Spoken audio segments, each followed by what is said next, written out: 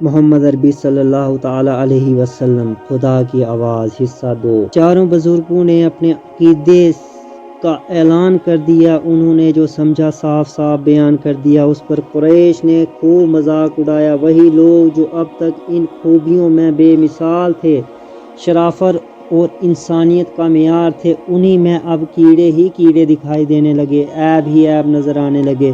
انہیں کیا خبر تھی ایک جوان اور ہے جو ان کی آنکھوں کا تارا اور دل کا سہارا ہے، جو ان کو جان سے بھی پیارا ہے، وہ بھی انہی کا ہم خیال ہے، انہی کے دین کا علم بردار ہے۔ ہاں، اس نے بھی اعلان نہیں کیا کہ ابھی وہ خود ہی تنہائیوں میں پڑا سوچ رہا ہے اور حقیقت کی تلاش میں سرگرداں ہے۔ مکہ سے 2 میل پر ہرا نامی ایک پہاڑ ہے، اس میں ایک غار ہے جو غار ہرا کے نام سے مشہور ہے۔ محمد اسی غار میں چلے جاتے، کئی دن اور کئی راتیں وہیں رہتے۔ جس حقیقت کے لیے آپ بے تاب تھے، اس کی جستجو کرتے، اس کا انکشاف کرتے، جس معرفت کی آرزو تھی اس کی تلاش کرتے۔ رمضان کا مہینہ آتا تو بالکل یکسو ہو جاتے، وہاں نہ انسانوں کا شور و گل ہوتا، نہ دنیا کے ہنگامے، بالکل تنہائی اور خاموشی کا عالم ہوتا، وہیں غور و فکر میں مصروف رہتے۔ جو کچھ روکھا سوکھا پاس ہوتا اسی پر قناعت کرتے، کبھی گھر آ کر خود ہی لے جاتے اور کبھی گھر والے پہنچا دیتے۔ یہ تھے آپ کے دن اور یہ تھی آپ کی راتیں، فکر و خیال کے پہناؤں میں گوتے لگاتے، ذہن و دماغ کی گہرائیوں سے پتہ پوچھتے، جو حق معلوم ہوتا شوق کے ہاتھوں سے پکڑ لیتے، جو باطل معلوم ہوتا ذہن سے کھرچ دیتے۔ یہ دنیا جس میں ہم رہ رہے ہیں، اس کی حقیقت کیا ہے؟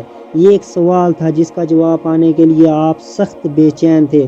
سال پر سال گزرتے رہے اور آپ کا یہی حال رہا، آئے دن غار میں جاتے رہتے، جب رمضان آتا تو بالکل ہی یکسو ہو جاتے اور رات و دن میں وہیں رہتے۔ پھر جب مکہ واپس ہوتے تو سب سے پہلے کعبہ جاتے اور اس کا طواف کرتے، پھر بال بچوں میں آتے۔ بی بی خدیجہ بہت ہی پیار اور محبت سے پوچھتی، کہیے میرے سرتاج، کیا احوال ہیں، کیسے مزاج ہیں، آپ خیریت سے ہیں؟ فرماتے، ہاں خدا کا شکر ہے، اس کا بڑا احسان ہے، سب خیر و عافیت ہے۔ بچے آپ کو گھیر لیتے، جو بہت چھوٹے ہوتے وہ لپٹ جاتے، جو بڑے ہوتے وہ باتیں کرتے، بڑے بولے پن سے پوچھتے، آپ کہاں تھے ابا جان، ہم بھی آپ کے ساتھ چلیں گے۔ آپ ان کو گود میں اٹھا لیتے، پیار کرتے، محبت سے سر پر ہاتھ پھیرتے، میٹھی میٹھی باتیں کرتے اور فرماتے، اچھا کبھی تم بھی چلنا۔ آپ کچھ وقت بال بچوں میں گزارتے، ان کی پیاری پیاری باتوں سے خوش ہوتے، ان سے ہنس بول کر سکون پاتے، ان کی معصوم اداؤں کے مزے لیتے، پھر غار ہرا میں لوٹ جاتے۔ لیکن یہ مبارک گھڑیاں اور یہ خوشی کے لمحے جلد ہی غائب ہو گئے۔ آپ کے سب بیٹے ایک ایک کر کے اللہ کو پیارے ہو گئے، قاسم، طیب اور طاہر سب اللہ سے جا ملے، زخم پر زخم لگتے رہے، لیکن آپ صبر کرتے رہے۔ بچپن میں تو یتیمی کا دکھ اٹھایا، بڑے ہوئے تو جگر گوشوں کا غم کھایا۔ آپ کی بیٹیاں رہ گئی، بیٹیاں 4 تھیں، زینب، رقیہ، ام کلثوم اور حضرت فاطمہ۔ زینب جوان ہوئی تو ان کی شادی ابوالعاص سے کر دی، یہ بی بی خدیجہ کے بھانجے اور ربیعہ کے بیٹے تھے۔ پھر رقیہ اور ام کلثوم کی شادی عتبہ اور عتیبہ سے کر دی، یہ دونوں ابو لہب کے بیٹے تھے۔ آپ کے ساتھ صرف فاطمہ رہ گئی، پیاری اور ننھی فاطمہ۔ آپ بیٹوں سے تو محروم ہو گئے، لیکن قسمت سے 2 بچے مل گئے، اب وہ دونوں آپ کے بیٹے تھے اور آپ ان کے باپ۔ بی بی خدیجہ کے ایک بھتیجے تھے، حکیم بن حزام۔ ایک روز بی بی خدیجہ ان سے ملنے گئی، واپس ہوئی تو ایک غلام بھی ساتھ لائیں۔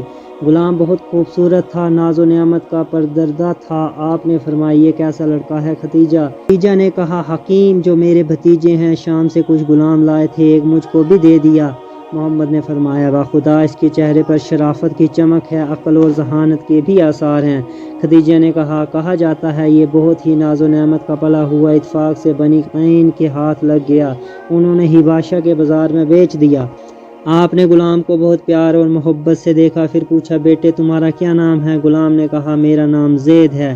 محمد نے کہا، سلسلہ نسب کیا ہے؟ غلام نے کہا، میرے والد کا نام حارثہ ہے، دادا کا نام شرحبیل ہے اور پردادا کا نام قیب ہے، اور میری ماں کا نام سعودہ ہے، وہ ثعلبہ کی بیٹی ہیں اور قبطی سے ہیں۔ آپ نے بی بی خدیجہ سے فرمایا، کیا اب یہ غلام میرا نہیں ہے؟ خدیجہ نے کہا، ہاں ہاں، کیوں نہیں چچیرے بھائی، یہ آپ ہی کا ہے۔ آپ نے اسی وقت غلام کو آزاد کر دیا اور اپنا بیٹا بنا لیا۔ پھر غلام کے ماں باپ کے پاس ایک آدمی بھیجا کہ ان کو اطمینان ہو جائے ان کا بیٹا خیریت سے ہے۔ اطلاع پاتے ہی زید کے باپ اور چچا مکہ آئے۔ انہوں نے آپ سے درخواست کی کہ ہم سے منہ مانگے دام لے لیجئے مگر میرے بیٹے کو چھوڑ دیجئے۔ فرمایا اور کوئی شکل؟ بولے وہ کیا؟ فرمایا میں بلاتا ہوں اور اس کی خوشی پر چھوڑتا ہوں، اگر وہ ساتھ جانا پسند کر لے تو آپ لوگ اسے لے جائیں، مجھے دام دینے کی بھی ضرورت نہیں، اور اگر اس نے میرے ساتھ ہی رہنا پسند کیا تو پھر میں بھی اس کو نہیں چھوڑتا جو مجھے نہیں چھوڑتا۔ بولے یہ تو کرم ہی کرم ہے۔ آپ نے زید کو بلایا، فرمایا دیکھو یہ دو مہمان آئے ہیں، کیا انہیں پہچانتے ہو؟ زید نے کہا ہاں ہاں یہ تو میرے باپ اور چچا ہیں۔ فرمایا تمہاری خوشی پر ہے، چاہو تو ان کے ساتھ گھر چلے جاؤ اور دل چاہے تو میرے ساتھ رہ جاؤ۔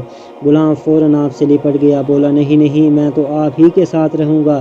زید کا باپ حارثہ غصے سے لال ہو گیا، کڑک کر بولا زید ماں باپ اور قوم و وطن کو چھوڑ کر تو غلامی پر راضی ہے؟ زید نے کہا انہوں نے مجھے غلام نہیں بنایا، ان میں وہ خوبیاں ہیں کہ میں انہیں کبھی نہیں چھوڑ سکتا۔ آپ نے زید کا ہاتھ پکڑا، لے کر قریش کے پاس آئے، فرمایا یہ لوگ گواہ ہیں، یہ میرا بیٹا ہے، یہ میرا وارث ہوگا، میں اس کا وارث ہوں گا۔ حارثہ نے یہ منظر دیکھا تو خوشی سے اچھل پڑا اور بیٹے کو آپ ہی کے پاس چھوڑ کر چلا گیا۔ تھوڑے ہی عرصے بعد چچیرے بھائی علی بھی آپ کی پرورش میں آ گئے، ہاں وہی ابو طالب کے بیٹے۔ اس طرح زید اور علی دونوں ساتھ رہنے لگے اور آپ کے لاڈ پیار میں زندگی کی ساری تلخیاں بھول گئے۔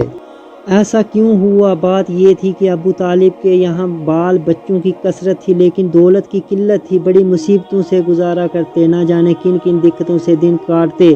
اس پر غضب یہ کہ عرب میں بڑے زور کا قحط پڑا، ایسا قحط جو اپنی مثال آپ تھا۔ ابو طالب کا تو پوچھنا ہی کیا، بڑے بڑے رئیسوں کی کمر ٹوٹ گئی اور بڑے بڑے دولت مند کنگال ہو گئے۔ آپ کے پاس عباس تھے، یہ بنی ہاشم کے رئیسوں میں تھے۔ آپ نے ان سے کہا ہم دونوں چچا ابو طالب کے 2 لڑکوں کو اپنی پرورش میں لے لیں، اس سے کچھ بوجھ ہلکا ہوگا اور پریشانیوں میں کمی ہو جائے گی۔ عباس نے یہ رائے پسند کر دی، دونوں ابو طالب کے پاس گئے، ان کے سامنے اپنی بات رکھی۔ ابو طالب نے کہا جن کو چاہو لے لو۔ عباس نے جعفر کو لے لیا اور آپ نے علی کو۔ اس وقت سے آپ علی کے شفیق باپ بن گئے اور علی آپ کے چہیتے بیٹے۔